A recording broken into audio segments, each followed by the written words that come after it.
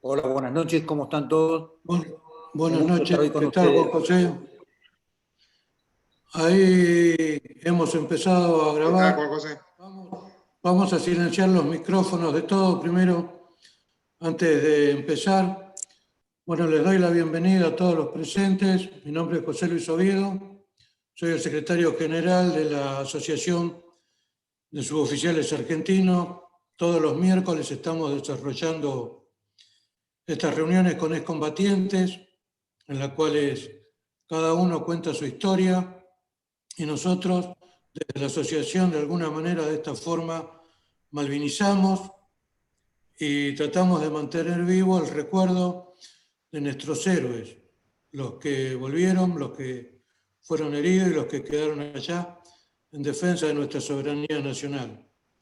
Grabamos estas reuniones para después reproducirlas en el YouTube de la Asociación de Suboficiales Argentinos. Y sin mucho más preámbulo, le damos la palabra al señor Juan José Gómez Centurión para que nos cuente su historia. Adelante, Juan José, un gusto tenerte con nosotros hoy. Bueno, muchas gracias, José, gracias, Claudio, Carlitos Corsini, que te veo por ahí. Bueno, y no llego a ver en la pantalla a todos los que están, que les mando un enorme saludo. Con más de algunos de ustedes, seguramente nos hemos cruzado a lo largo de nuestra vida militar en algún entrenamiento o en la guerra o en alguna actividad del servicio que hemos amado tanto y hemos querido tanto durante tanto tiempo, digamos, ¿no? Y que tiene tanto recuerdo y que tiene tanta posición en nuestra mente, en nuestro corazón y en nuestra alma. Algunas consideraciones previas. Yo siempre, bueno, en principio Carlos me hizo extensiva la invitación a integrantes de mi sección, pero en general no son muy afectos al Zoom y son bastante Zoom alérgicos, por lo cual me dicen, no, yo por favor no hablo, no quieren hablar, y qué sé yo, pero están todos presentes acá y muchos de ellos les mandan muchísimos saludos. Cuadros como que han combatido conmigo, como Andrés Fernández o Pachequito, que fue mi querido cabo en Malvinas y el único oficial de mi sección que volvió íntegro, sin ser herido, sin ser abatido. Mi sección en Malvinas perdió 6 hombres, 3 suboficiales. Encargado de sección, el sargento que yo llevo a lo largo de mi vida, en mi alma y en mi recuerdo, que es Sergio Ismael García, el Chino García, el cabo Oviedo y el cabo Ávila, dos oriundos de Tilcara, Jujuy, el sargento Sergio Ismael García de Entre Ríos.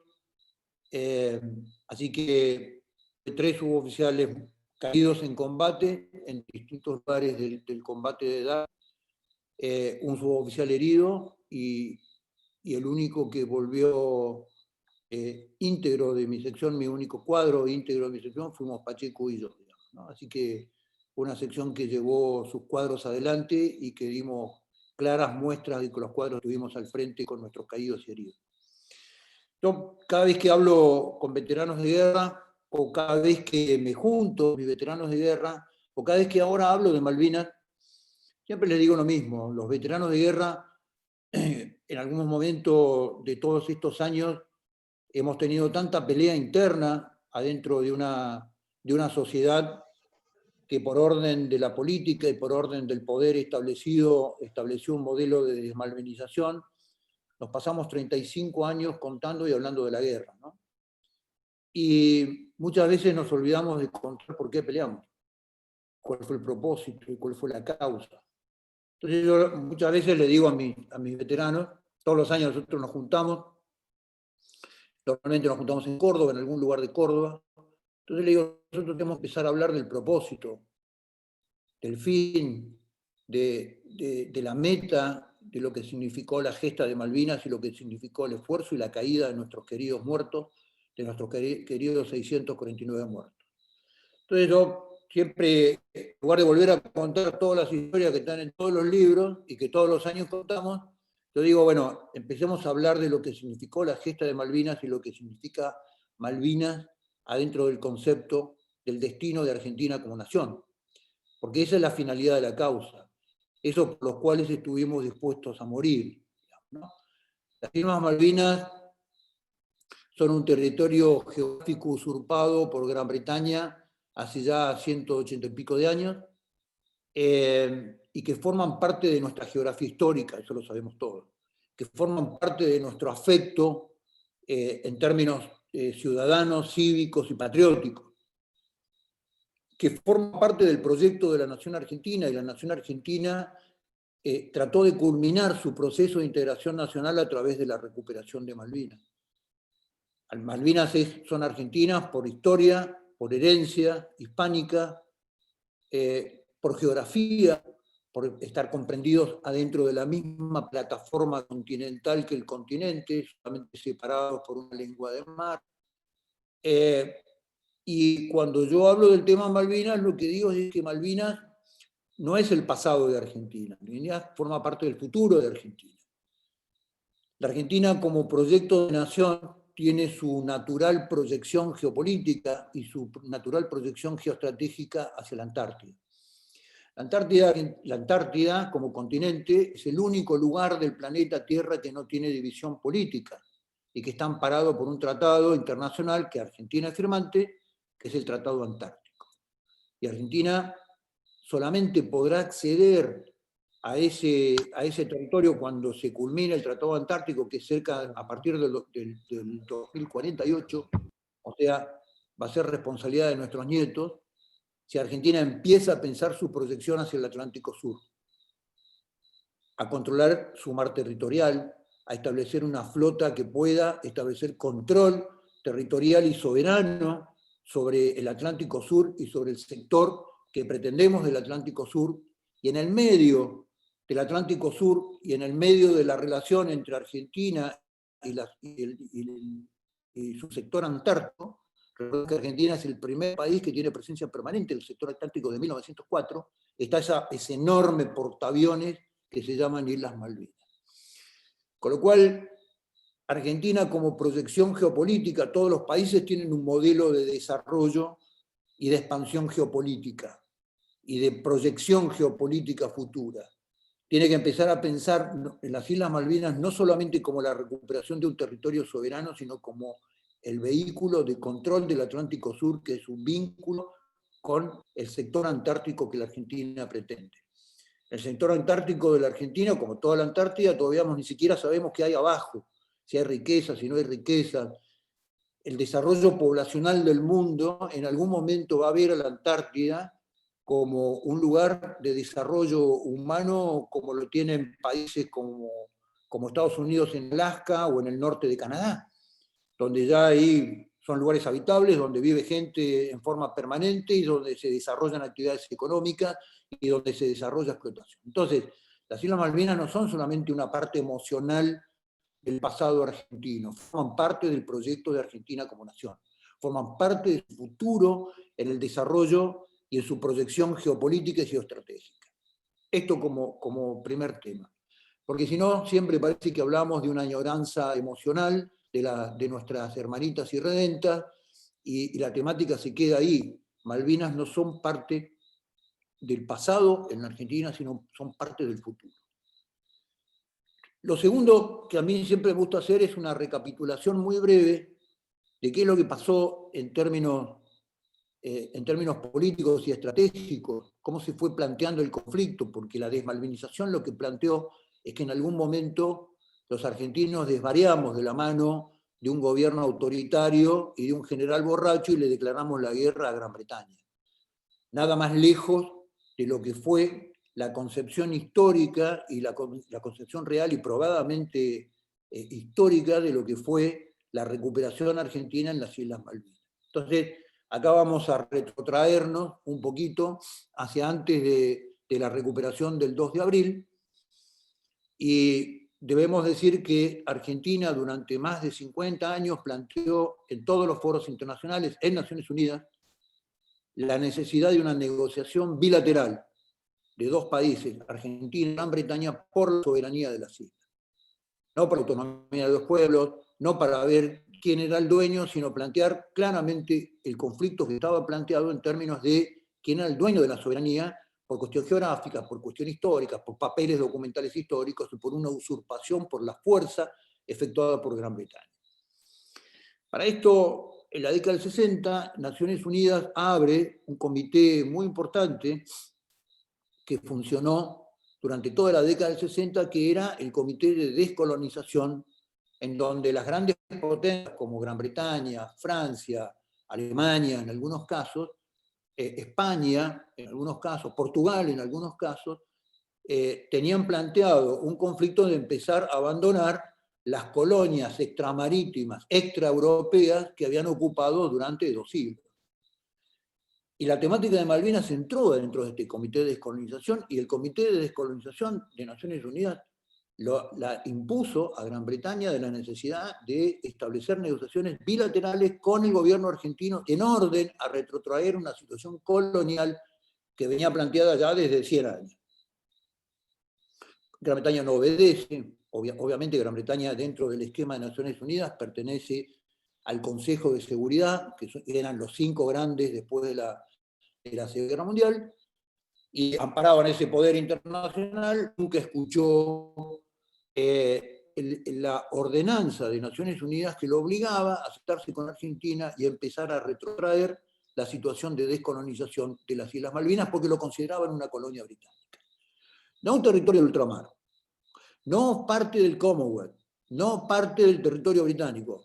Naciones Unidas declaró claramente que la situación malvinense era una situación de una colonia británica en el continente americano que Gran Bretaña debía retrotraer. Esto no fue escuchado jamás. Así llegamos a la década del 80, donde empieza un periodo de fricción que empieza ya en el año 76 con Gran Bretaña, en el año 75, durante el gobierno de Isabel Martínez, es cañonada, hay un intercambio de fuego entre un buque argentino y la fragata Shackleton. Esto es documental, esto es histórico. ¿Por qué? Porque estaba a punto de cumplirse el plazo de 150 años que Naciones Unidas daba como un plazo perentorio para establecer una situación de reclamo, y cumplido ese plazo, era como que en términos del derecho internacional se perdía la capacidad de establecer un reclamo sobre un territorio. Todas estas situaciones van condicionando la situación de 1982. En 1981, a fines del 81, cuando sube el nuevo gobierno de facto, en relevo del gobierno de facto anterior, asume como canciller un hombre de carrera de la diplomacia que era Nicanor Costa Méndez, cuyas memorias yo se las recomiendo porque da un panorama completamente distinto de lo que fue la historia después de la desmalvinización, en esta locura que un día le declaramos la guerra a Gran Bretaña. Nicanor Costa Méndez era un hombre formado en Naciones Unidas, diplomático de carrera, da un nombre puesto a dedo, y había vivido dentro de Naciones Unidas 2 conflictos muy interesantes a nivel mundial. Los viejos conocedores de la política lo que dicen es que hay una sola política, que es la política internacional. La política interna es una consecuencia de cómo el país se proyecta para afuera, digamos. Es una discusión interna de cómo el país se proyecta para afuera, pero la verdadera política es la política internacional. Entonces, Costa Méndez era un analista y había vivido en Naciones Unidas 2 grandes conflictos de nivel internacional. El primer conflicto es cuando en el año 1950 y finales del 57, el presidente de Egipto, Nasser, ocupa el canal de Suez. Recuerden que Egipto estaba partido en la mitad, está partido por el Nilo, y el río Nilo configuraba el canal de Suez. El canal de Suez era una obra monumental hecha por compañías británicas y por compañías francesas, porque por el canal de Suez entraba y pasaba el petróleo que abastecía a Europa y abastecía a Francia y abastecía a Inglaterra. El control del canal de Suez lo que daba era la puerta de entrada y salida de los buques petroleros que venían de Arabia Saudita por el Golfo Pérsico, daban la vuelta y encaraban el Nilo por el sistema de diques y de pasos que era el canal de Suez. Nasser, amparado por la Unión Soviética, cuando era presidente, toma el canal de Suez y lo nacionaliza. Inmediatamente los británicos y los franceses, con la anuencia de los americanos, arman una enorme fuerza de tarea retransportada que se llamó con una operación transportada enorme que se llamó la Operación Musquetier, y toman el Canal de Suez. Y ahí se plantea un conflicto internacional. Y la Unión Soviética, en ese momento, prácticamente en el Consejo de Seguridad, ordena a Gran Bretaña y a Francia retrotraer la situación y replegar las tropas. Repliegan las tropas y Nasser se queda con el Canal de Suez. Entonces, Costamendi, conocedor del modelo internacional bipolar entre Estados Unidos y la confrontación de la Guerra Fría entre Estados Unidos y la Unión Soviética, ve en la Unión Soviética un árbitro en la intervención de países que no eran Estados Unidos en conflictos que eran en lugares en donde estaba funcionando el control de la Guerra Fría.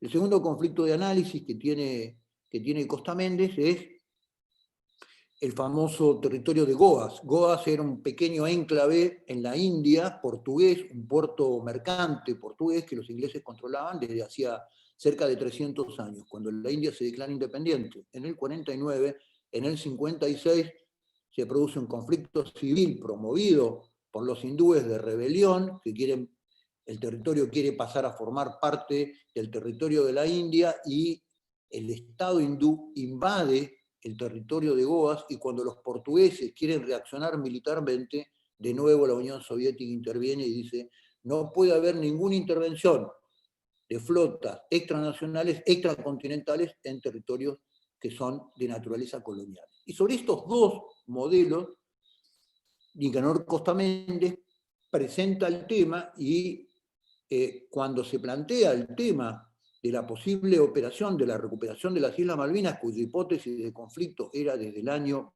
más o menos, año 75, porque había sido presentada Isabel Martínez de Perón como presidente, que obviamente la rechazó.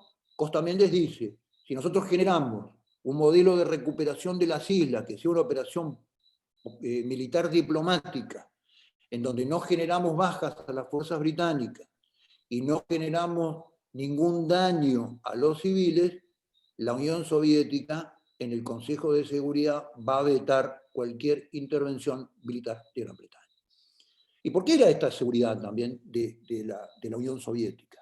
Recuerden que en el año 78, en plena política del presidente Carter de los Estados Unidos, una política que avanzaba donde comenzaba el tema de los derechos humanos, donde desde Estados Unidos Carter castigó a todo el mundo, inclusive a la Unión Soviética, por el no respeto de los derechos humanos, inclusive a muchos aliados de los Estados Unidos, como Irán, como Nicaragua. La Unión Soviética tiene un problema muy serio en términos de producción de trigo, y en el año 78 tiene una cosecha fallida de trigo, y no tenía trigo para alimentar a su propia población. El único país del mundo que rompió ese bloqueo para venderle trigo a la Argentina, a la Unión Soviética, fue Argentina. Con lo cual las relaciones, parece mentira que un gobierno de facto en plena guerra contra la subversión tenía un vínculo diplomático muy estrecho con la Unión Soviética. Parece como una contradicción, pero en términos internacionales el tablero funciona así, digamos, ¿no? Con lo cual, cuando se pensó la operación de recuperación, se pensó desde esta alternativa: una operación militar diplomática que no genere bajas a las fuerzas británicas ni genere daño a los bienes de los isleños, para capturar las islas, promover desde el Consejo de Seguridad el veto de la Unión Soviética para que vete la intervención militar de Gran Bretaña, y esto genere la obligación de Gran Bretaña, por primera vez en su historia, de sentarse con Argentina y generar un modelo de negociación. Así se produce. Yo recibo la orden de operaciones el día 25 de marzo, en secreto. Un día nos convocó nuestro jefe de regimiento, que era el teniente coronel Zeneldín, nos tomó juramento de secreto a todos los oficiales y desplegó la Carta de Malvinas y dijo nuestro próximo objetivo. Imagínense el nivel de sorpresa, digamos. Nosotros, imagínense lo que era Sarmiento en el año 1982. Nosotros no recibíamos los diarios, no todos los días, ni siquiera semanalmente. En general no se escuchaban programas de radio, no había programas televisivos de noticieros, con lo cual ni siquiera estábamos enterados del conflicto de la Georgia, habíamos vuelto del terreno 2 días antes. Así que la sorpresa era absoluta cuando nos dieron como misión formar parte del Regimiento 25, se partía en 2 y formaba parte de 2 operaciones que naturalmente siempre son muy complejas. Una parte del regimiento, la compañía C, que se formó en ese momento y en ese lugar, donde yo era parte. La compañía C se formó con una sección de la compañía comando y su jefe, que era el subteniente Reyes, y el teniente primero Esteban, con la sección de exploración, que era el subteniente Reyes. La primera sección de la compañía A del regimiento, que era la sección del teniente Esteves, que era la sección AOR del regimiento, y la primera sección de la compañía B, que era mi sección, se conformó la compañía C. Esa compañía, a órdenes del jefe de regimiento, iba a participar del escalón asalto anfibio con la infantería de marina en la recuperación de las islas. Y todo el resto del regimiento, una vez recuperada en las islas, tomado el aeropuerto, establecida toda la seguridad, con Fuerza Aérea formaba parte de una operación aerotransportada a través de aviones Hércules y aerodesembarcaba durante todo el día el regimiento. La primera premisa que nosotros tuvimos en la orden de operaciones, y días antes del desembarco se generó una enorme discusión porque hubo el intento de generar una orden que desembarquemos sin cargador, por ejemplo, para evitar cualquier tipo de posibilidad de bajas de fuerzas británicas, cosa que al final no pasó. Obviamente desembarcamos con el cargador completo o cargado de seguro, pero con un cuidado extremo de no generar bajas innecesarias sobre las fuerzas británicas y mucho menos daño a la población. Y así fue. Así se generó la Operación Virgen del Rosario y así se ejecutó la Operación Virgen. En la Operación Virgen del Rosario, en un muerto es el capitán Giaquino, que es un muerto argentino, y los únicos heridos formaron parte del equipo de usos tácticos y comandos anfibios que enfrentó la casa del gobernador hasta que se rindieron todos los infantes de marina, que fueron entregados en Montevideo a los 2 días junto con todo el gobierno británico colonial, el gobernador de las islas, gobernador colonial con bicornio, con uniforme colonial, fue entregado en Montevideo, con lo cual el 2 de abril a la tarde se cumplen con todas las premisas que ya había establecido la operación Virgen del Rosario. Primero, sorpresa estratégica, porque el adversario, el enemigo, no pudo prever a tiempo la operación y no tuvo tiempo de tomar contramedidas. Algo de sorpresa táctica, porque caímos en forma inesperada. No se generaron bajas de fuerzas británicas, no se generaron daños a la propiedad, ni obviamente bajas a la población. Se respetó íntegramente la integridad territorial, la integridad patrimonial y la integridad personal de todos los habitantes, y ahí quedaba el éxito de la Operación Rosario. ¿Qué pasó después? Argentina no le declaró la guerra a Gran Bretaña, no generó una acción violenta, no generó muertos.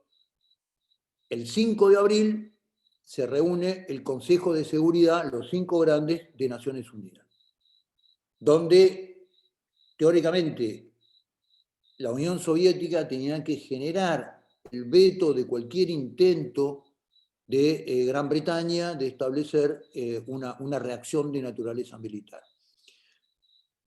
El 5 de abril se genera la resolución 502 del Consejo de Seguridad, que es totalmente contraria a la Argentina, no vetada por la Unión Soviética, que básicamente la resolución decía 2 cosas.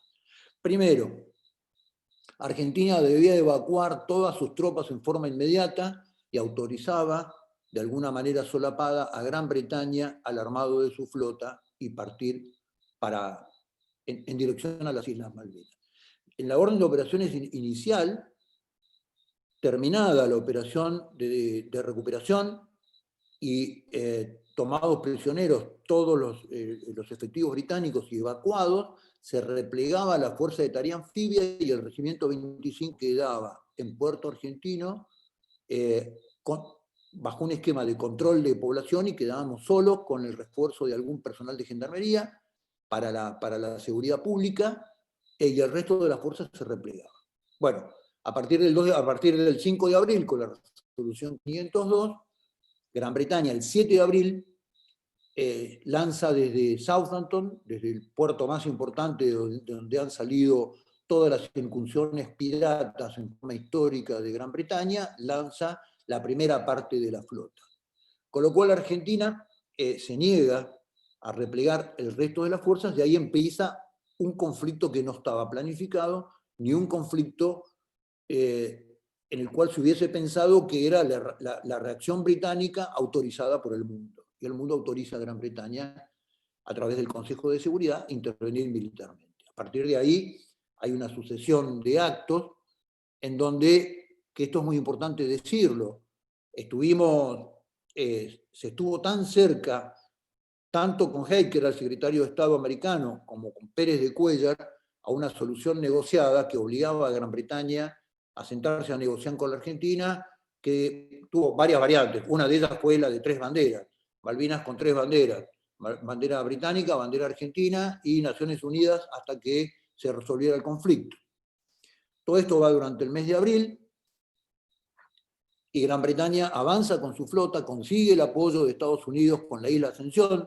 La isla Ascensión es una isla que está en el medio entre Gran Bretaña, por decirlo de alguna manera, y las Islas Malvinas, que le permitía establecer una base logística para acortar su aprovisionamiento logístico a la mitad de distancia y generar un puente aéreo con Gran Bretaña.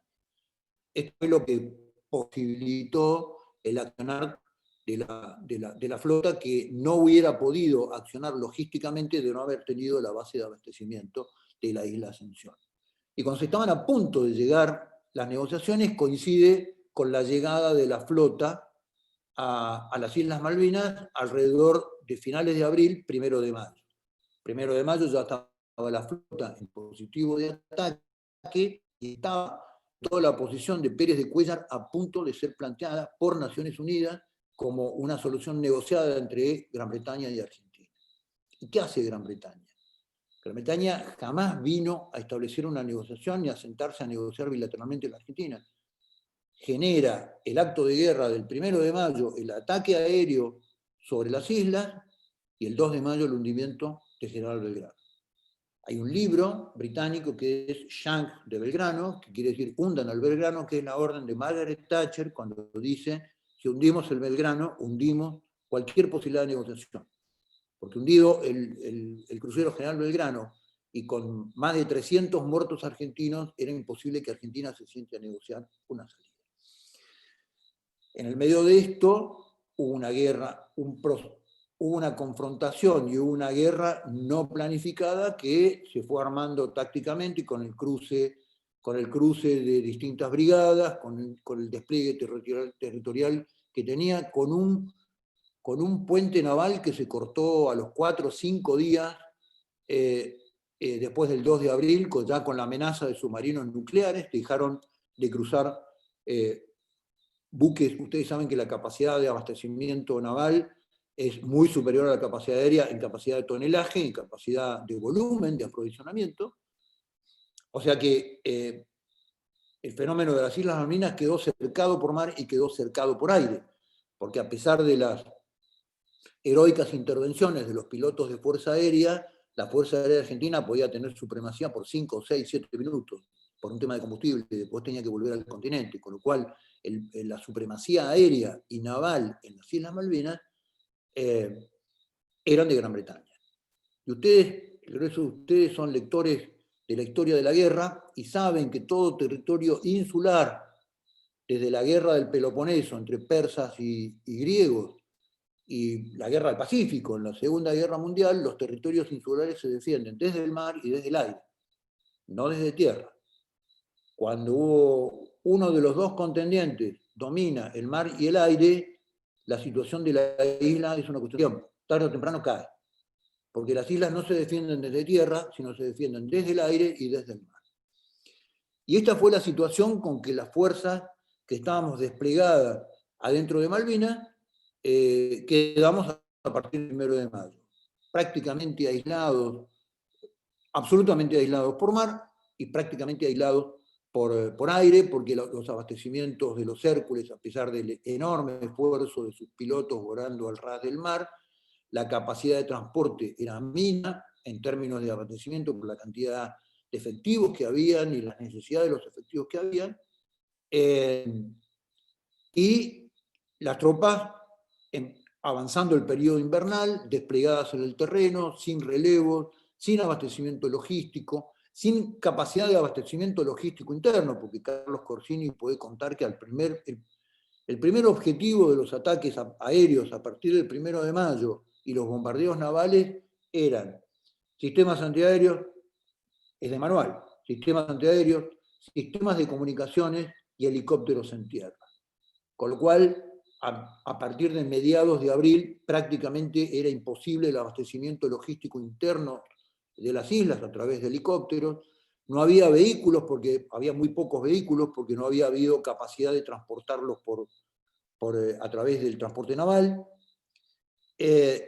Y la capacidad de abastecimiento interna era nula, estaba prácticamente restringida a la capacidad humana de transporte de carga, en cualquier efecto, tanto de comida como de munición, con lo cual el castigo físico y logístico que sufrimos las fuerzas desplegadas fue enorme, en algunos lugares de las islas más, en otros menos, lugares de mayor aislamiento, como los del Regimiento 5 y la Compañía de Ingenieros 9 en Bahía Fox, en la otra isla, que prácticamente vivieron de la caza y de la pesca durante toda la guerra, con cero abastecimiento.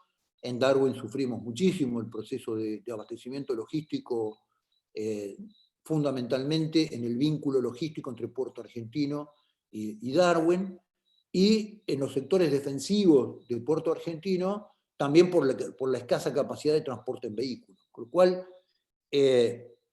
la tropa desplegada por más de 18, por 74 días, el mañana estuvo a la intemperie, sin relevo, sin capacidad de cambio de ropa, sin capacidad de baño, sin ninguna posibilidad de algún día de tener algún momento de esparcimiento, y lo que hizo fue cavar posiciones y esperar al enemigo.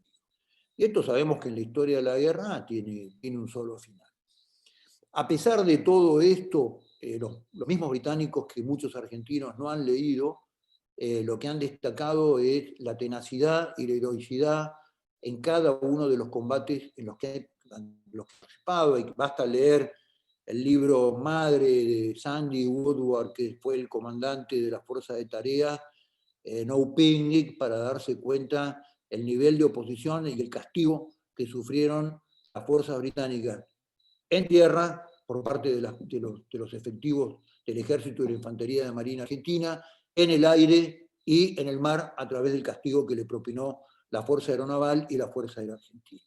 Esto básicamente es, yo creo que los temas y los puntos más cruciales de la guerra, que me parece que tienen que ver con lo que significa la gesta de Malvinas.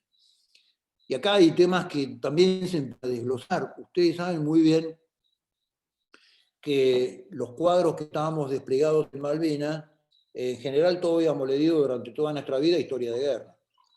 Y todos sabíamos el fenómeno de el control aeronaval en un combate de naturaleza insular. O sea que todos nosotros sabíamos que el día que Gran Bretaña consolidase una cabeza de playa, ya era un tiempo de descuento, y era una situación que no se podía revertir desde el combate terrestre. Era una cuestión solamente de tiempo, porque la cabeza de playa es un flujo logístico de tropas y de insumos que cada día se va agrandando más y cada vez va ganando más territorio, y es una cuestión de tiempo. ¿Por qué les digo esto? Porque muchos, fundamentalmente, de los cuadros heridos, de los que combatieron y de los muertos, combatieron solamente por el amor a la camiseta. Porque una cosa es combatir teniendo plena certeza de que se puede obtener un resultado, y otra sabiendo que el resultado es irreversible, pero combatir igual porque sabiendo que es obligación y que es obligación del servicio. Esto lo digo siempre porque habla de la relevancia de la moral de los cuadros, de la moral de las tropas, pero fundamentalmente de la moral de los cuadros, que eran los que tenían plena conciencia de lo que estábamos viviendo a partir del 21 de mayo, cuando se consolida la cabeza de playa. Con lo cual, a partir de eso son los combates que ustedes conocen y han leído en todos los libros, y yo me pongo a posición de ustedes para las preguntas que me quieran hacer. ¿Les parece? José, ¿estamos de acuerdo con la mecánica? Estamos de acuerdo, Juan José. Podemos empezar con las preguntas si hay. Van levantando la mano o van abriendo el micrófono y vamos autorizando de a uno porque no logramos verlos a todos. Buenas noches, ¿me permiten? Sí, adelante. ¿Qué tal? Mi nombre es Héctor Gastón Cascales. Primero es un honor estar hablando con el señor Juan José Gómez Centurión, un veterano de guerra de Malvinas. La verdad que me emociona porque algo he leído, por suerte.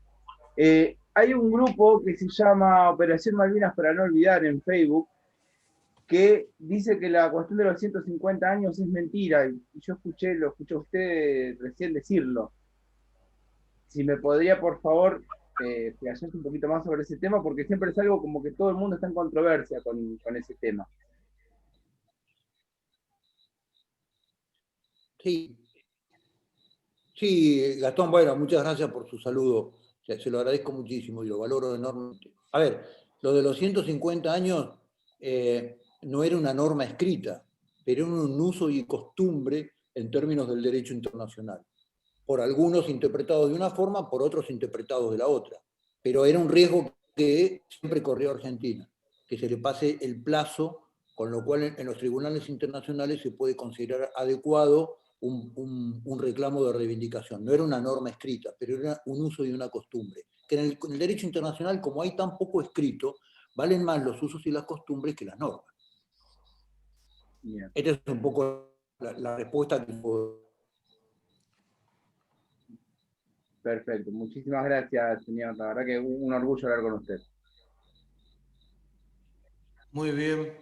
Adelante, ¿alguien más? Igualmente, muchas gracias. Eduardo Landera, adelante. Prenda el Buenas micrófono. noches a todos. Un gusto enorme poder participar de esta mesa. Juan José, el tema de la posesión está muy claro, es tradicional, es ancestral. Cuando Juan de Garay funda Buenos Aires, se ve en todos los cuadros, él planta el rollo de la justicia, que era la ley de España, se para frente al desierto y dice que viene a tomar posesión de estas tierras a nombre de su majestad el rey, y si hay alguien o algo que quiera discutirle ese derecho, que se presente de inmediato. Y con la espada corta unas ramitas, unos yuyos. Eso tiene enorme poder simbólico, porque significa que hizo unos trabajos y demostró la vocación de poseer.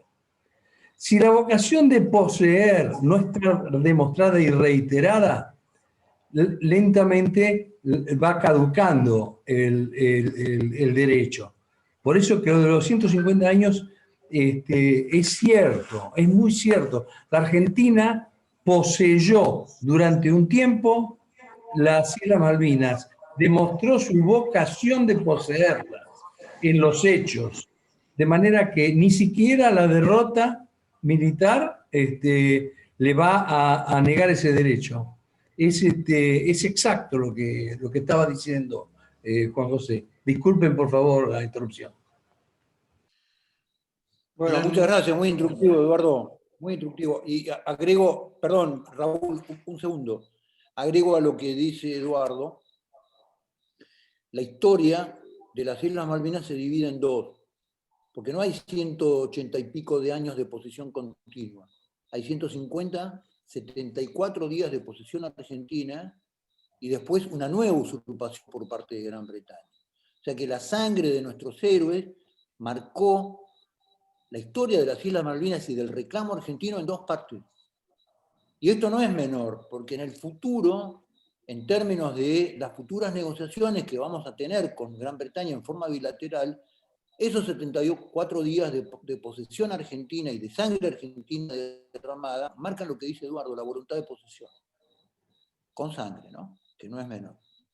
Pero me había olvidado yo de marcar este tema y bueno, muchas gracias Eduardo por el aporte. Raúl creo que quería preguntar una cuestión. Adelante, Raúl. Abrí el micrófono, Raúl. Sí, muchísimas gracias. Gracias por dejarme participar. Le agradezco a mi camada Claudio López y realmente me siento emocionado con lo que ha expresado el señor Gómez Centurión y con las demás expresiones. Me presento, soy Raúl Sierra, promoción 51 de Infantería de Marina, y solamente agradezco la participación como oyente y es un real honor participar con ustedes. Solamente quería presentarme y agradecer. Muchas gracias. Bueno, muchas gracias Raúl.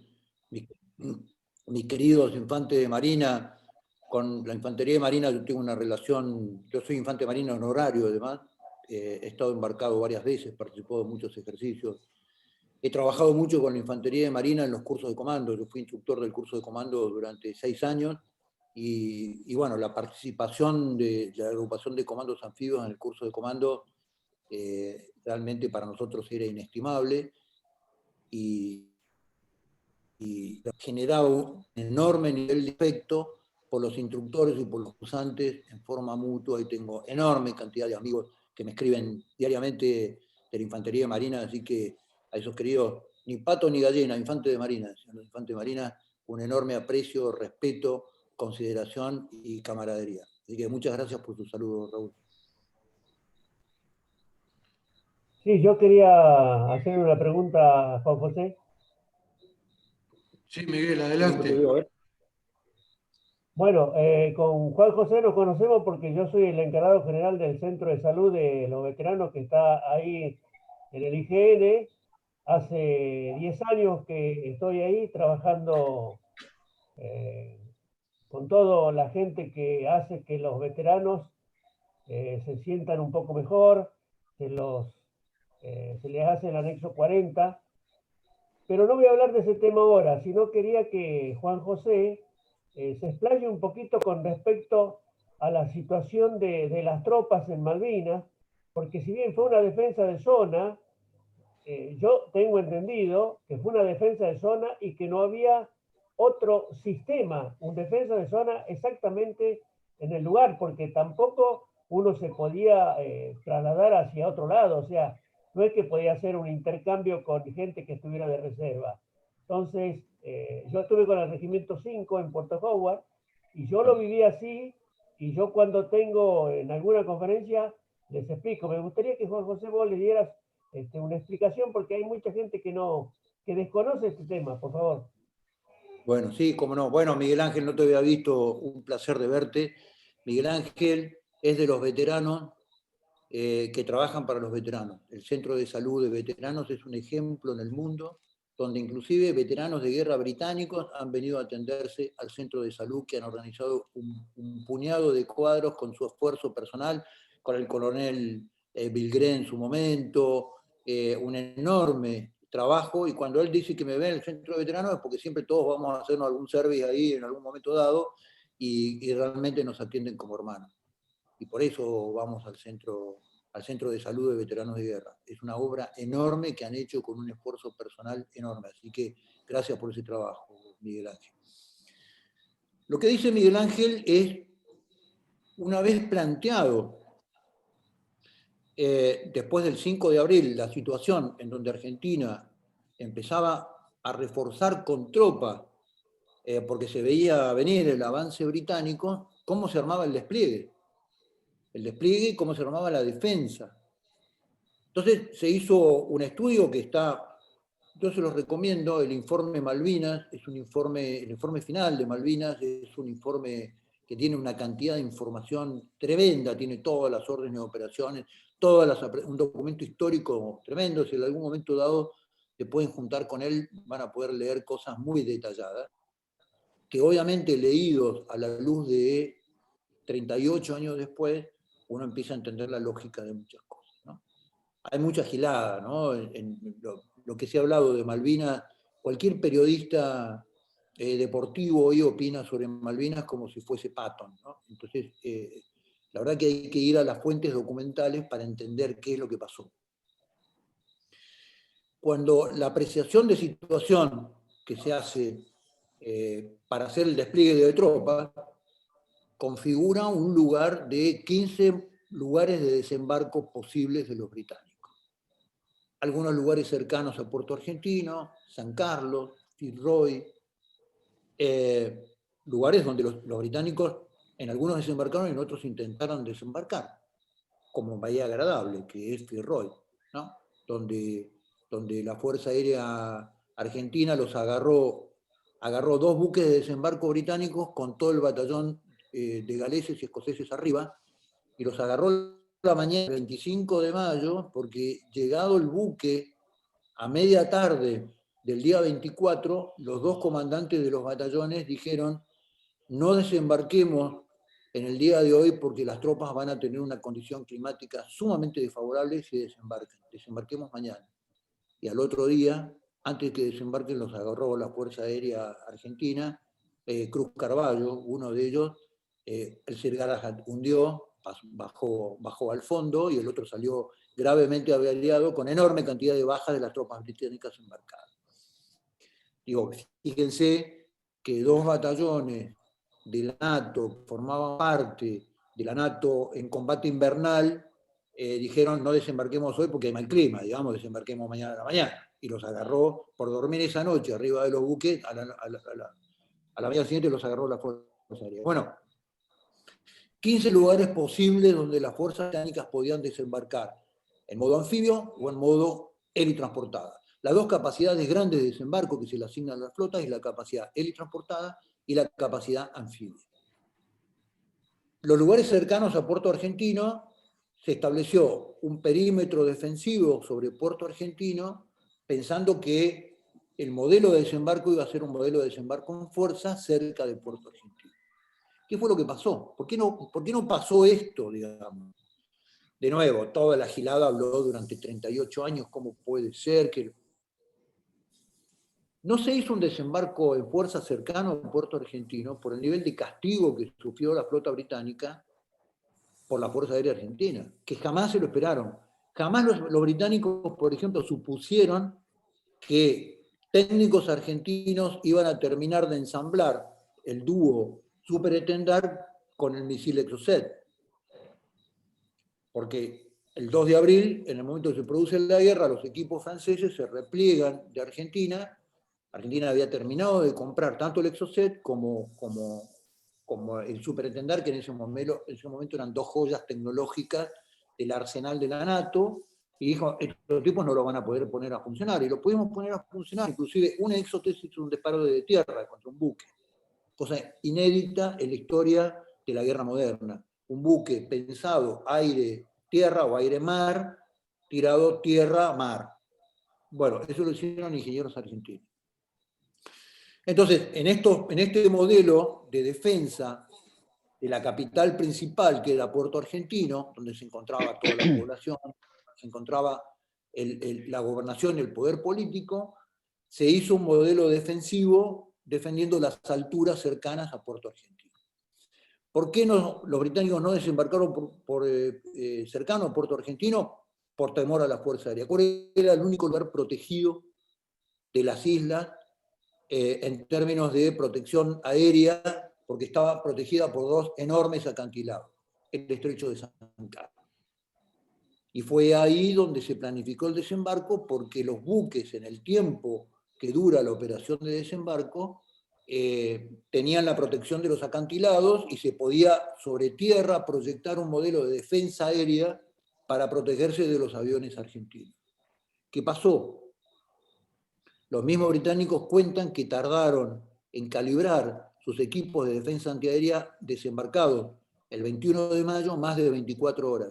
Y por 24 horas sufrieron el castigo incesable de la Fuerza Aérea, tanto que le llamaron al estrecho de San Carlos el callejón de las bombas, ¿no? Entonces, la defensa del puerto argentino, desembarcado el enemigo en San Carlos, el enemigo desembarca por detrás del modelo defensivo, con lo cual todo el dispositivo defensivo tuvo que girar y enfrentarse en dirección a Montequén. Tanto es así, las pruebas de esto es que en el dispositivo defensivo, ¿cuál era el lugar de refugio, el lugar de despliegue de los helicópteros? Montequén. ¿Dónde estaba la reserva? En Montequén, con el Regimiento 4. El Regimiento 4 quedó en primera línea. ¿Por qué? Porque quedó hacia el oeste en el avance de las tropas desde San Carlos.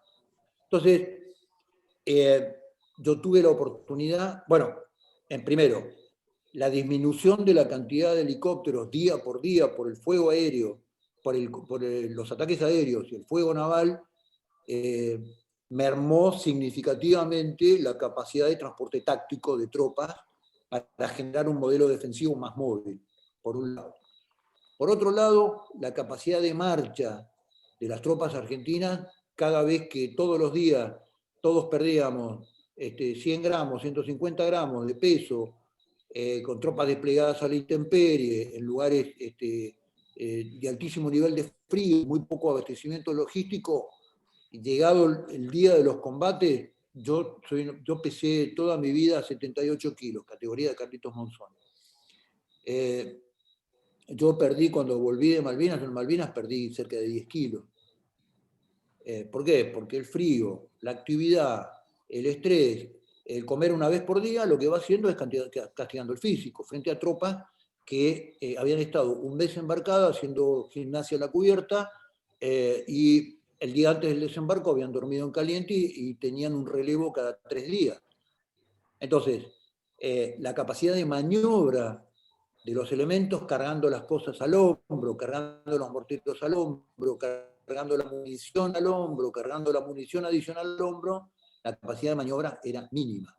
El terreno a la vez era un terreno negadizo, hay que leer lo que fue la marcha de los británicos a pie, lo cuentan como si hubiera sido una odisea, desde San Carlos hasta Montequén, ¿no? Además de eso, apoyados por helicópteros, pero los dos batallones que hicieron la marcha a pie, que era el batallón de Infantería Marina, el batallón 45 y el Para 3, el batallón de paracaidista 3, cuentan como si hubiera sido una odisea extraordinaria. Con lo cual, la capacidad de maniobra táctica estaba sumamente restringida. Con lo cual, como dice Miguel Ángel, la defensa quedó en una defensa de zona con muy escasa profundidad, con muy escasa capacidad de hacer intervenir reserva, y con todas las limitaciones en comunicaciones, fundamentalmente, por la intervención de las comunicaciones y por el daño que le generaba la artillería británica a las comunicaciones por cable, y a pesar de eso, digamos, la defensa de Puerto Argentino, hay que leer cada uno de los combates desde Montequén hasta Tumbleton, digamos, hay que leer cada uno de los batallones británicos cuando cuentan lo que fue el ataque a las posiciones argentinas. London, por ejemplo, me cuentan los que, yo no volví a las Islas Malvinas ni voy a volver con bandera británica, pero los que vuelven a Malvinas, lo que me cuentan, cada uno que viene me cuenta cada uno de los lugares de combate, ¿no? Muchas veces son militares, muchas veces son veteranos de guerra, y muchas veces son civiles que han leído la historia de pe a pa y se conocen la historia de cada una de las compañías argentinas en Malvinas. Y cuentan que hoy todos esos lugares de las batallas, los británicos lo han jalonado con las cruces de sus muertos piedra por piedra. Y que lo que cuentan en el recorrido del campo de batalla es los lugares donde se ven amontonamientos sistemáticos de cruces por la acción de los morteros, por la acción de las ametralladoras argentinas, por las acciones de las 12,7. Entonces lo que se vio fue una defensa estática, una defensa que tampoco tuvo elementos de apoyo de ingenieros como palas mecánicas, como maquinaria, para generar una defensa más organizada en términos de fortificación, y fue una defensa fortificada a la Lineman. Y algunas palas largas del mortero 120 o mortero 81. En lugares donde, por ejemplo, en Puerto Argentino, privaba la piedra, donde tendría que haber habido capacidad de hacer demoliciones, de mover las piedras con maquinaria, con bulldozer, con pala mecánica. Bueno, todos esos elementos no pudieron cruzar, con lo cual fue una defensa estática y ligeramente organizada. Y a pesar de eso se cubrió con fuego y se cubrió con vidas, ¿no? Así que no sé si Miguel Ángel termina de plantear el panorama que vos estabas nombrando. El micrófono, Miguel.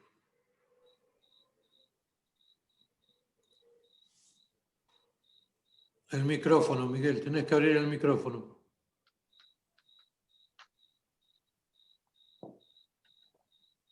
Sí, estaba sin micrófono. Sí, Juan José, gracias. Yo te pedí porque hay mucha gente que desconoce este tema, no tiene ni idea cómo fueron las acciones. Voy a agregar un poquito de lo que hablaste del pozo de Zorro. Nosotros le pusimos al pozo de Zorro invertido, porque como a los 20, 30 centímetros salía agua, entonces cortábamos tepe y hacíamos el pozo de Zorro para arriba, no el pozo de Zorro tradicional. Es algo que yo en mis reuniones también lo comento. Y sí, hubo una serie de falencias. Te comento que seguramente vos lo sabés muy bien, Juan José, que Howard, el Regimiento 5, no tuvo artillería.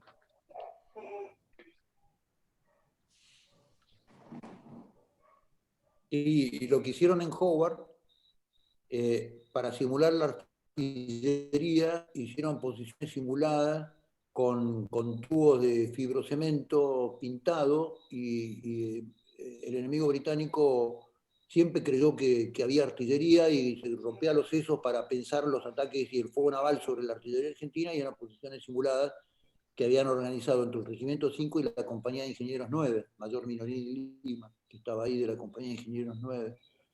También desde Howard se producen hechos, en todas las se produjeron hechos insólitos. Un compañero y gran amigo mío, el subteniente Miñones, con un cañón 105 le abrió fuego a una fragata que abría fuego sobre las posiciones, y le ordenaron fuego y ejecutó fuego. Obviamente que el cañón fue aniquilado, perdió una pierna completa en un fuego de contrabatería sobre el cañón 105 Sicalchi. Para los que conocen el cañón 105 Sicalchi, no es un cañón de artillería, es un cañón antitanque, donde el tiro a tiro es extremadamente complejo y donde el rebufo que tiene ese cañón delata una posición a kilómetros, digamos, ¿no? Con lo cual, digo, se suplieron. El subteniente Reyes en San Carlos, el loco Reyes, le tiró con mortero a la flota británica, digamos, en su primera posición. Agotó la munición de un mortero 81 Brand del año 1960, y le tiró a la primera fragata británica que estaba entrando por el estrecho de San Carlos. Entonces, lo que digo era, en algunos lugares se generó un modelo de relación de fuerza absolutamente insólito en la historia de la guerra. Gracias, Juan José. Gracias, Miguel Ángel, gracias por todo el laburo que haces por los veteranos. Te lo agradezco de corazón. Quería hacer Porte una pregunta. Adelante, Porte. ¿Qué tal? Buenas noches a toda la comisión directiva de ASA que veo presente. Y por supuesto, mi saludo y mi respeto, señor Juan José Gómez Centurión, quien le habla, su oficial primero retirado Porte de Trelew, Chubut, de Argentina, delegado de ASA. Mire, yo, ante que todo, decirle que he sido fiscal de su partido en el 2015, en el 2019. En el 2015 no, en el 2019. Y acá tengo una revista, y no espero que me den un poquito de tiempo para leerles una cosita que es del veterano de guerra Santiago Tamansi y del coronel retirado Francisco Javier de Guernica. Ellos, en una revista que se llama Cuadernos, esta revista, ellos en agosto del 2015 hacen un informe de la situación de la patria, de la situación del país, política y social, ¿no es cierto? Donde dice que, le leo textual, la doctora Garré ubica descaradamente la pérdida de soberanía sobre lo que ahora llamamos bienes comunes, cuando el general Mosconi abordó el tema del petróleo, no solo por un problema clave, pero el desarrollo nacional, sino también por la particularidad de una política de defensa nacional. Marcó un rumbo que el país ha perdido. Después más abajo dice, en el año 2008, los altos precios de los llamados commodity llevó a la mayoría de los países de América Latina a convertirse en proveedores de materia prima de las locomotoras chinas y otras potencias. Después más abajo informa el problema del control de territorio, donde dicen, habla bien del inglés que tenemos acá, el británico Geoffrey Lewis, yo me ubico en la ciudad de Chubut, Trelew, pero lo tengo bastante cerquita al pirata ese, donde informan que han construido para operar un aeropuerto en Puerto Lobos, en Río Negro, que obtuvo así un punto de apoyo estratégico para el control territorial continental y un reaseguro a su control de los territorios usurpados en el Atlántico suboccidental. Después salió la ley 26.367 que prohíbe a los extranjeros la compra de tierras en la Argentina. Después se habló también en este sentido las propuestas del 1 millón de nuevas chacras para 1 millón de nuevas familias, que se abrió un debate necesario sobre las 3T que propuso el Papa Francisco. Daniel, bueno, dame un minuto, por favor, Gutiérrez, un minuto más. Esta pregunta se la quiero hacer porque es también, aparte de ser un veterano de guerra que se merece mi respeto, también es un candidato político y necesito hacer esta pregunta. Entonces, la voy a redondear porque no quiero ser imprudente. Pero habla del lago escondido, donde a través de la fuerza de seguridad privada el magnate hizo saber, este magnate tiene un control y prohibición de entrar a sus tierras. Entonces yo recuerdo cuando ganó el presidente Mauricio Macri, que lo primero que hizo fue agarrar un helicóptero y ir a visitarlo a este Lewis.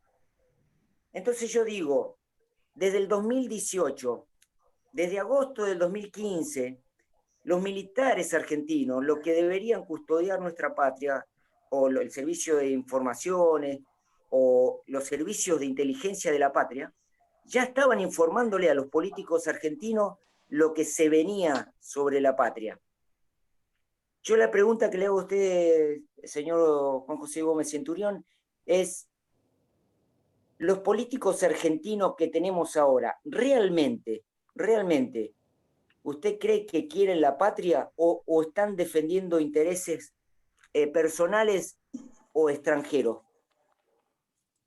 Y en caso de que usted llegase a ser presidente de los argentinos, ¿cómo haríamos, cómo actuaríamos con esa gente que para mí, esto me hago cargo yo, los designo como traidores a la patria? Muchas gracias.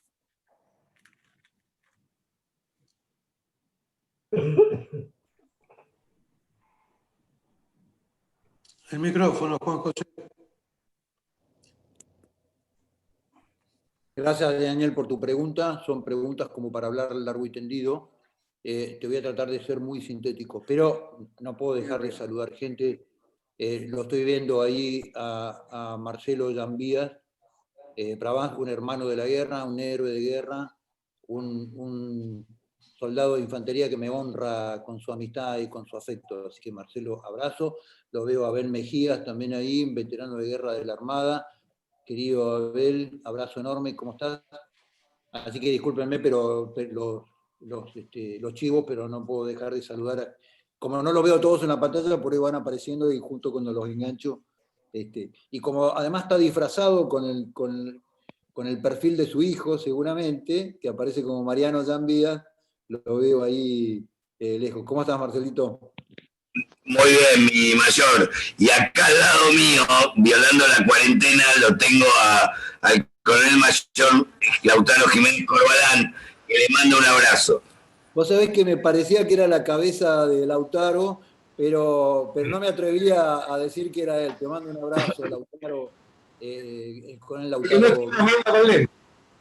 Tiene además un excelente libro escrito también, veterano de guerra, herido en combate, un hombre que me honra con su amistad.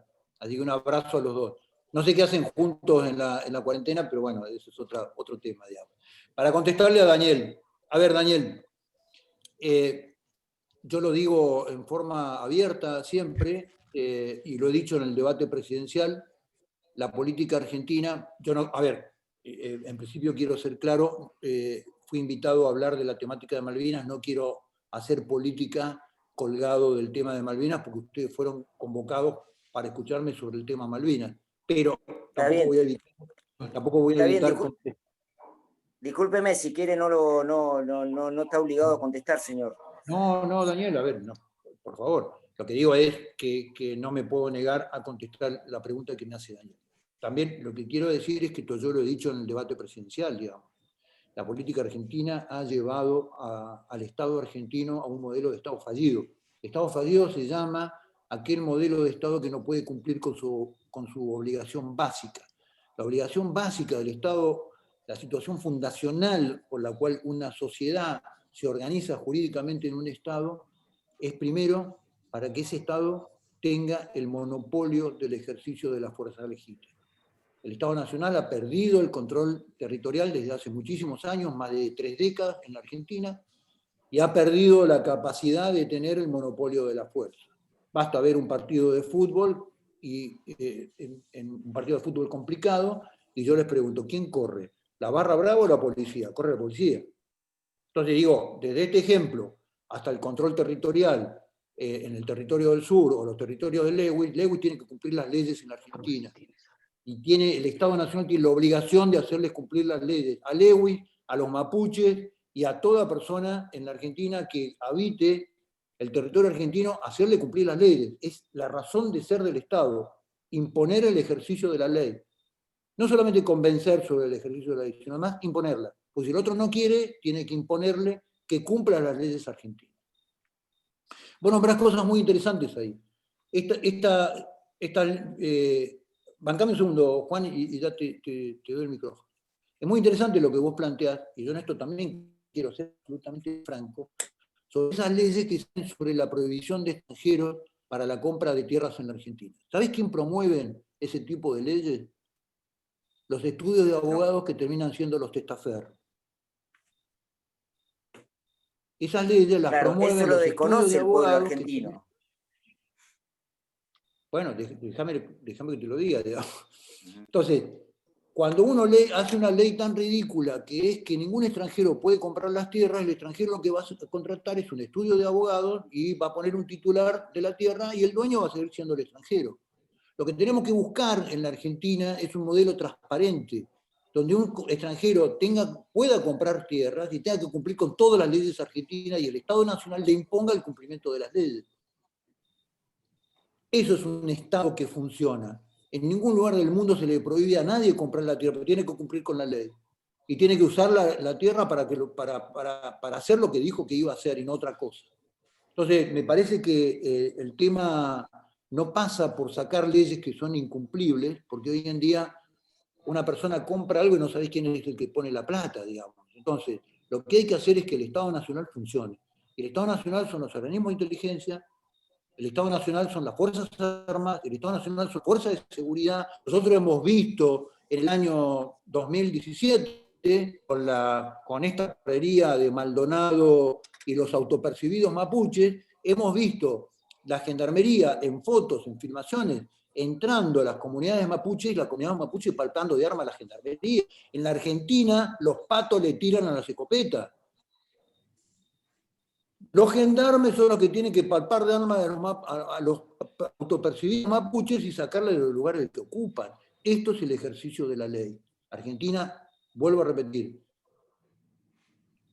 la pared al perro y los patos le tiran a las escopetas. Esto es lo que nosotros proponemos, decir, bueno, esto tiene que volver a su cauce. Pero bueno, nada, cierro la pregunta de Daniel porque era más política que Gracias, Juan José. Vamos con Ramón. Gracias. Que está presente. No, gracias. Ramón de León.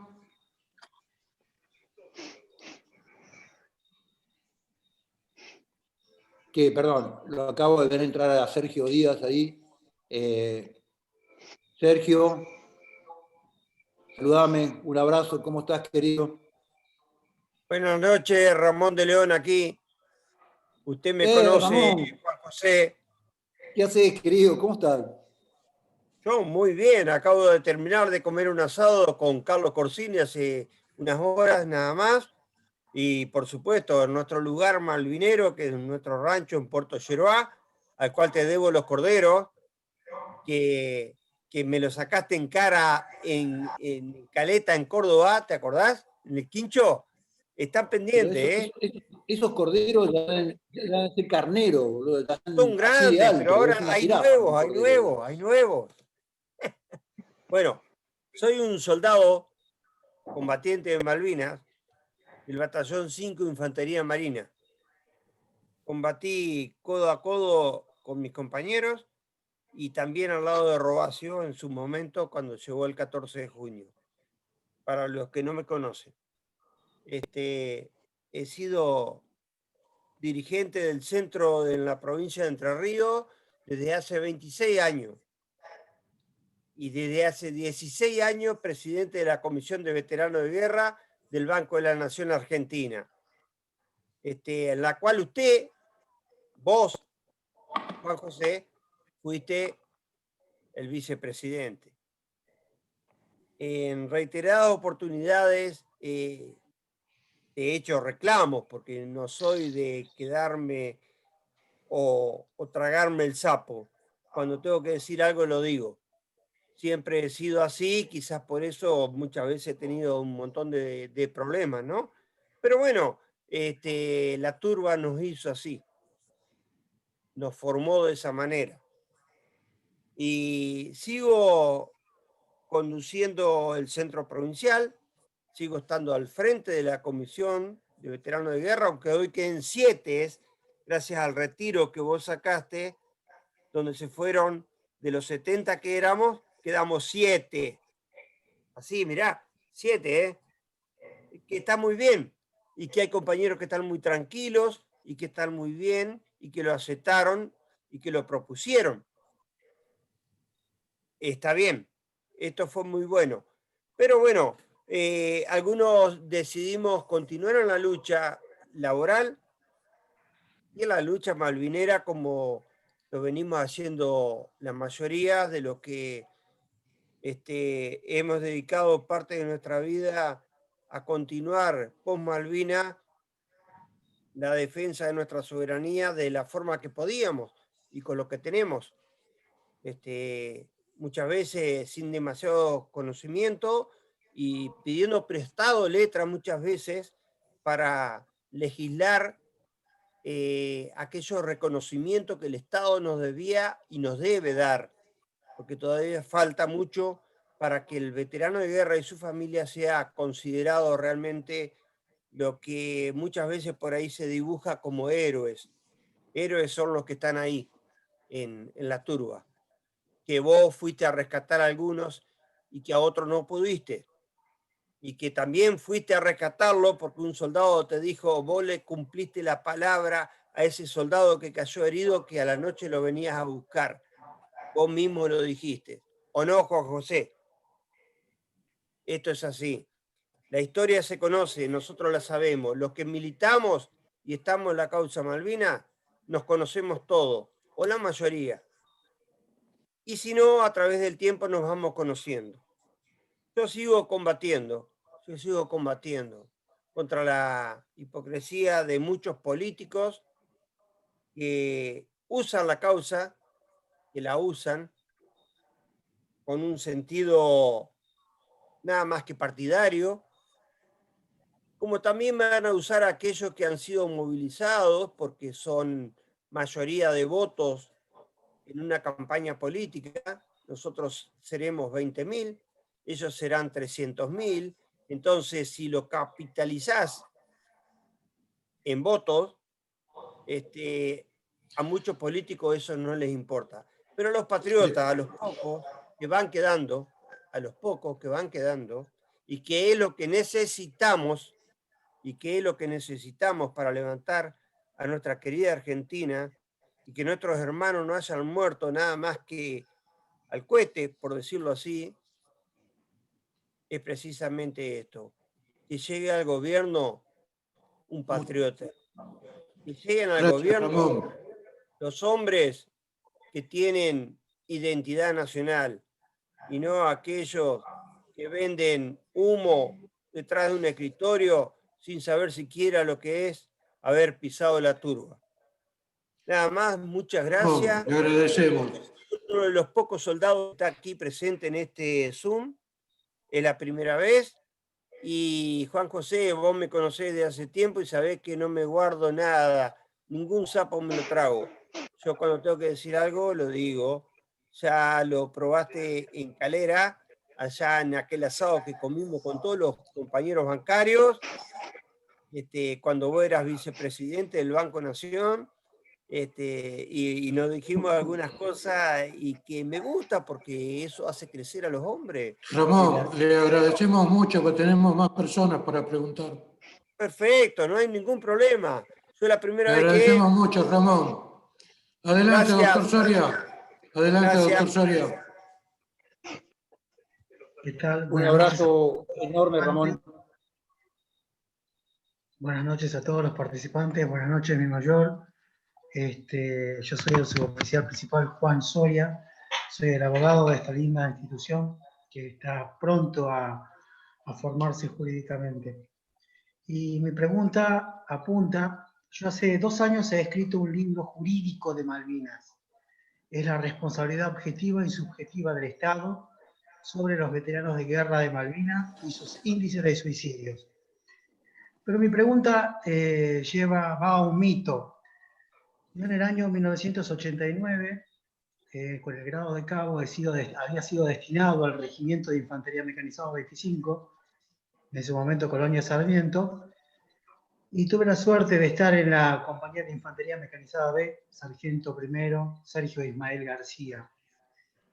Y hay un mito en el regimiento con respecto a la Puerta del Diablo, a un lugar, una localidad que se llama Los Manantiales, y una virgen que ha sido instalada en ese lugar, y yo quería saber si es cierto, porque esto me ha ahondado durante 32 años, si esa virgen fue colocada en la puerta en Los Manantiales, en la Puerta del Diablo, antes de ir a Malvinas o después que el regimiento volvió a Malvinas. Nada más. Bueno, Juan, gracias por la pregunta. Antes le mando un abrazo enorme a Ramón, un viejo camarada con el cual por ahí hemos tenido alguna discusión, pero que hemos trabajado desde distintos lugares y distintos enfoques en beneficio de los veteranos de Banco Nación.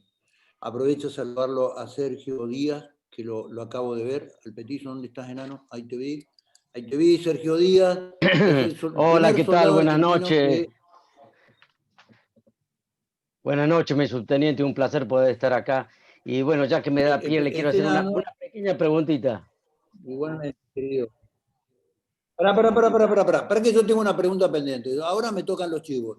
Los saludo a Sergio Díaz. Sergio Díaz fue el primer soldado argentino que detecta en la noche del 21 de mayo el ingreso de la flota británica al estrecho de San Carlos. Ahí está. Así y fue. yo aprovecho a saludarlo a Daniel Marchi, querido guerrero, helicópterista, amigo del alma, que también su amistad me honra desde hace muchísimo tiempo. Así que, Danielito, abrazo gigante, y Sergio, abrazo gigante. Pero le contesto a Juan. Gracias, igualmente. Juan pregunta, son los viejos mitos del regimiento, ¿no? El regimiento 25 tiene una mitología que es extraordinaria, y yo cada vez que voy al regimiento todos los años me agarran los cabos, me agarran los subtenientes, me agarran los voluntarios, y me dicen, es verdad que tal cosa, es verdad que usted un día dijo tal cosa. Pero lo que dice Juan, en la ruta que va de Sarmiento al Paso Coyhaique, al Paso con Chile, que son más o menos 130 kilómetros, había un lugar que se llamaba Puerta del Diablo, que era una curva y una contracurva que daba sobre el lago Colehuapi, sobre el lago Múster, muy peligrosa, con un barranco y con un cañadón. Y se llamaba Puerta del Diablo. Y un día el teniente Nelson Eldino dijo, no, que eso se llame Puerta del Diablo. Y tenía el cartel de Vialidad Nacional, Puerta del Diablo. Nelson Eldino un día le agarró, creo que volvíamos de un reconocimiento, y dijo, esto no se puede llamar más Puerta del Diablo. esto lo vamos a llamar Puerta de la Virgen. Entonces es una malla a finales de 1981 para entronizar la Virgen y cambiar el cartel. Se hizo hacer un cartel igual a los de Vialidad, sacar el cartel de Puerta del Diablo y ponerle Puerta de la Virgen, y entronizamos, en el 25 entronizó la Virgen en Puerta de la Virgen. En diciembre del año 81, muchos de los que estuvieron en esa entronización murieron en la Guerra de Malvinas. Después de la Guerra de Malvinas, volvimos todo el regimiento marchando hacia Puerta de la Virgen. Ese, Juan, es el mito de Puerta de la Virgen, y creo que después volvieron a ponerle Puerta del Diablo, y creo que hoy geográficamente en la carta, creo que está y en las cartas del Automóvil Club está como Puerta del Diablo. Muchísimas gracias. No, gracias a vos. Sergio Díaz, pues vamos adelante con la pregunta. No, Sergio no va a preguntar, va a hablar 1 hora y media, olvídate, no va a preguntar. ¿Sí? Pensé que quería hacer una pregunta. No, sí, quería hacer una pregunta, ya que me están Adelante, dando pie. Muy entonces. buenas noches. Buenas noches. Por ahora es un rumor internacional que después se transforma Cortito. muchas veces en realidades, ¿no? Es sobre la influencia de China y Rusia por adelantarse a la posible revisión del Tratado Antártico. ¿Qué información tiene al respecto, Juan José?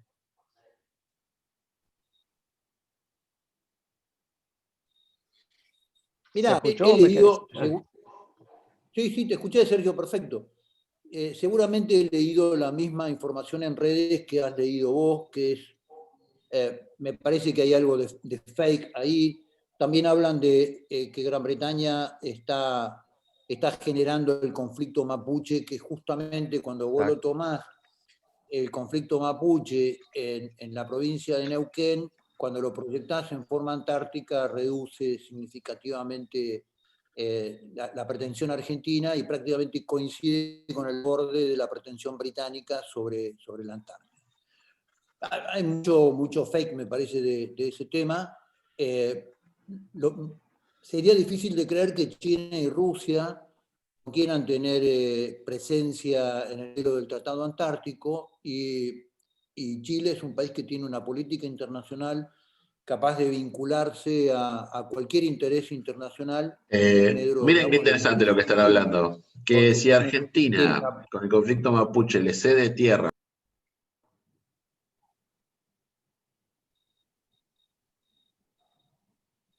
Yo no lo escucho, o soy yo con internet o es Sergio.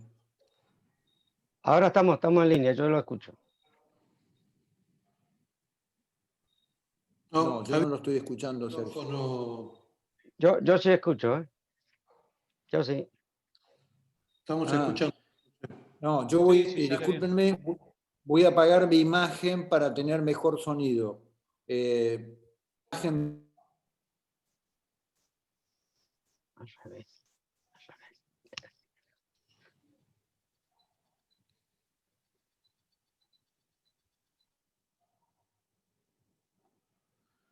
Nos quedamos sin sonido, si podemos abrir el micrófono, Juan José. Creo que tuvimos una pequeña interrupción yo no de alguien que me ha invitado. Ahí a eso. está.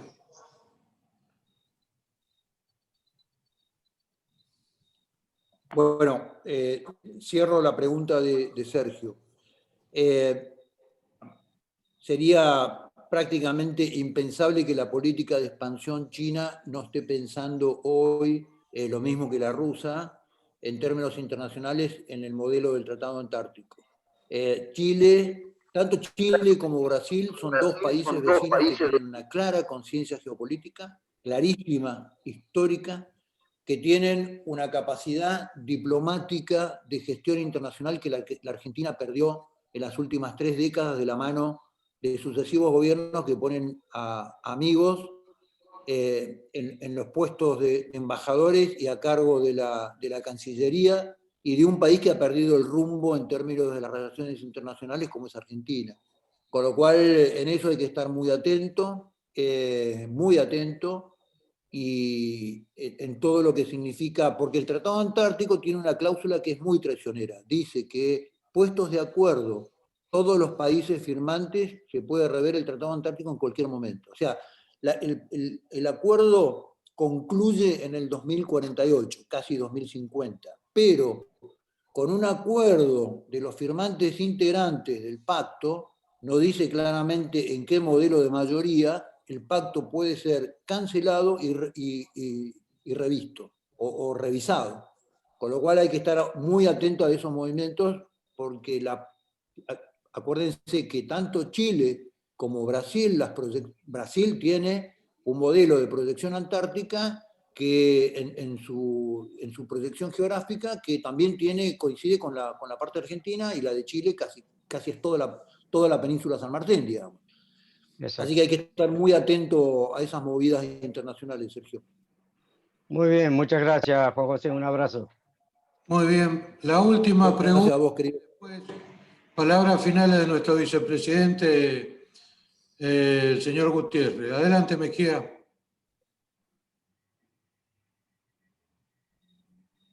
El micrófono. Ahora el micrófono. Gracias, don Juan José, por estar. Bueno, yo soy Mejía Abel, veterano de la Guerra de Malvinas. Estuve en el desembarco del 2 de abril a bordo del ARA San Antonio.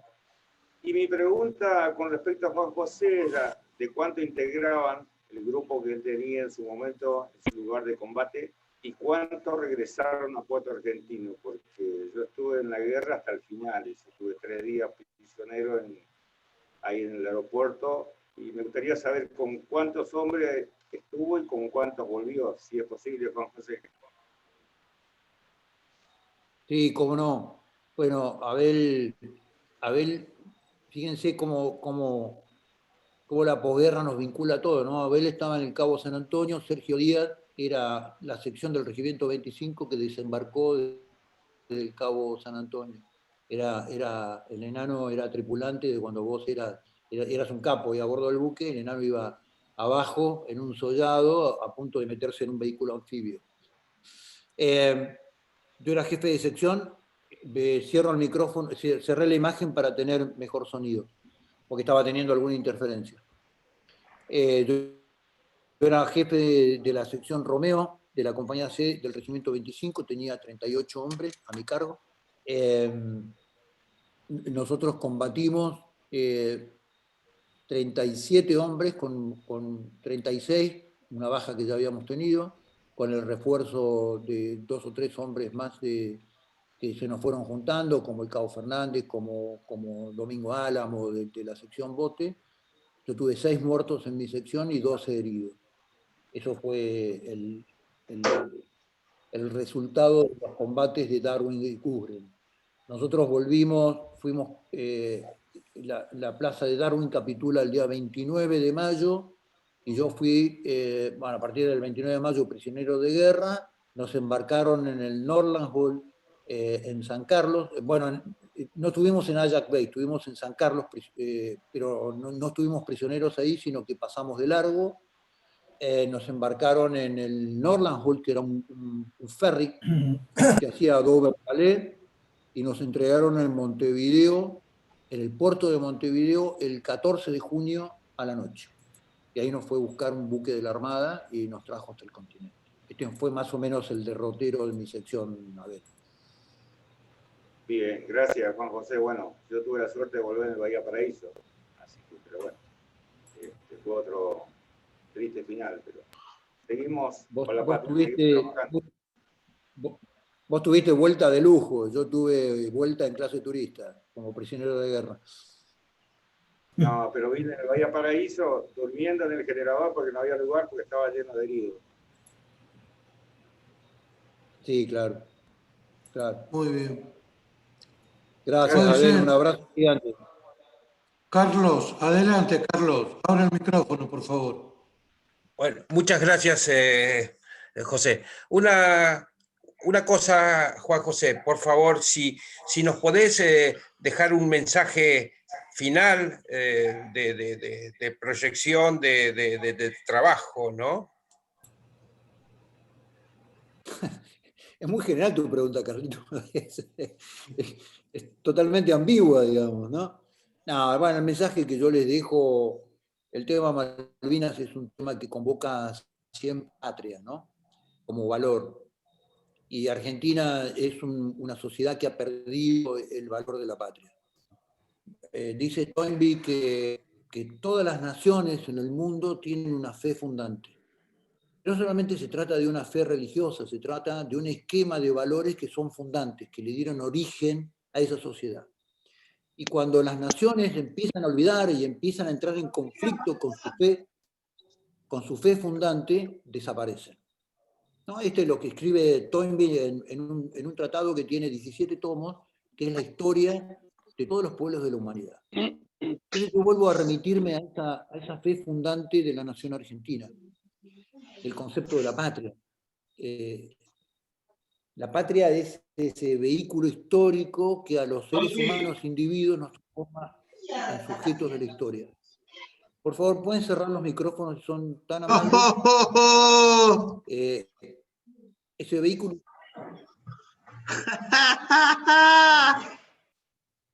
¿Quién es ese? Se ríe así. Un tal Mauro Barrios.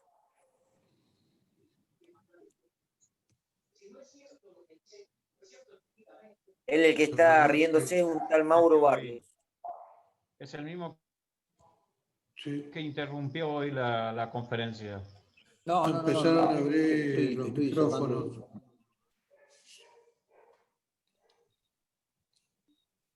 Por lo cual, mi mensaje es claro: si la Argentina no recupera un proyecto de nación, que fue el proyecto que se canceló en la década del 80, nos cancelaron el proyecto de nación que había sido extremadamente exitoso durante 150 años. La Argentina no recupera ese proyecto de nación que significa el modelo de la patria, el modelo de su soberanía territorial, el modelo de un Estado capaz de hacer cumplir las leyes adentro de su propio territorio, el modelo de la producción, el modelo del trabajo, el modelo... Si Argentina no recupera ese proyecto de nación, Argentina se va a transformar en un país africano rápidamente. Y lo que yo digo a los argentinos es, los argentinos hemos derramado sangre en beneficio de la libertad y en beneficio de este subcontinente, desde el Cabo de Hornos hasta el Ecuador. Más de 200 años vertiendo sangre por este continente.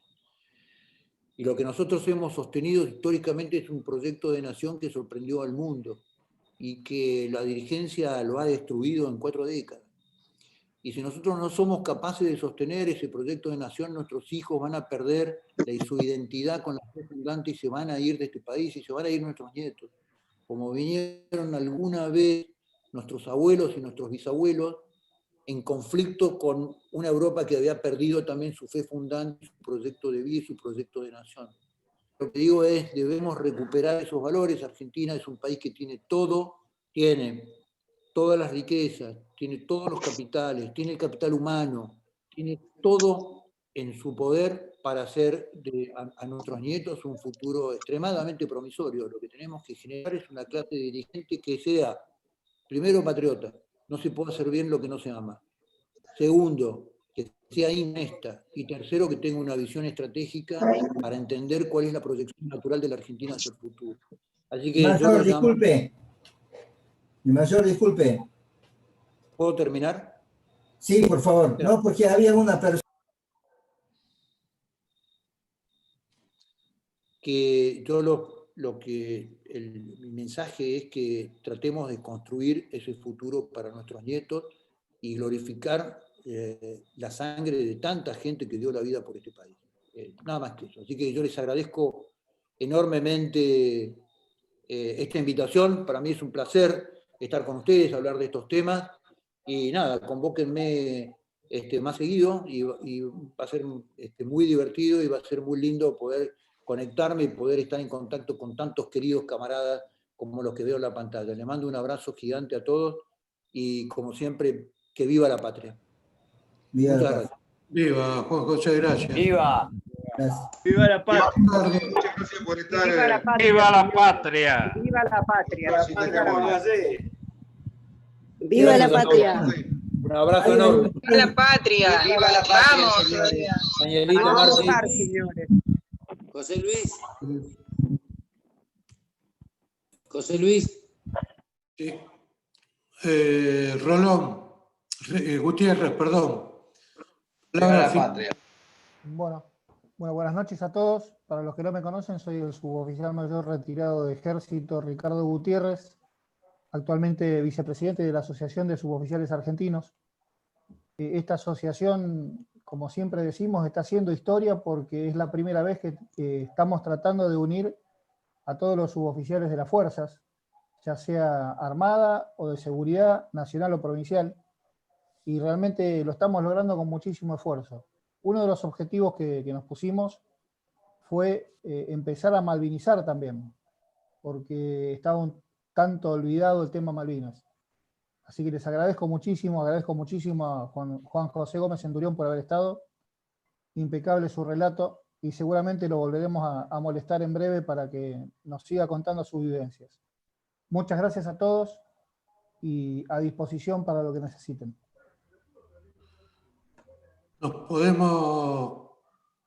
Les agradecemos a todos por haber participado. Si los de los integrantes de la comisión nos podemos quedar en la sala, les agradezco. Listo, nos quedamos.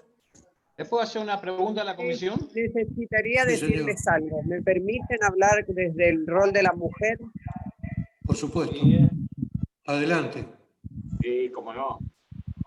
Quiero decirles ante todo que ha sido un honor grandísimo estar entre todos los héroes y entre todos los señores que han dirigido en cierto grado la historia de la patria. Soy una docente mendocina, soy una docente que siempre pelea por el lugar que merece, no solo la mujer, sino el hombre de trabajo. Estoy pero honrada y orgullosa de haberlos escuchado y haber presenciado una charla tan estupenda. Ustedes son mi orgullo y el orgullo de muchas mujeres argentinas. Gracias por esto y cada vez que pueda voy a estar escuchándolos. Ha sido un honor y no aflojen porque necesitamos patriotas con sangre sanmartiniana y en ustedes bulle. Se siente el amor a la patria y me emociona escucharlos. Gracias, caballeros. Ha sido un honor escucharlos y no aflojen por la patria. Sabemos mucho. Gracias, Eliana. Gracias, Eliana. Hola, buenas noches.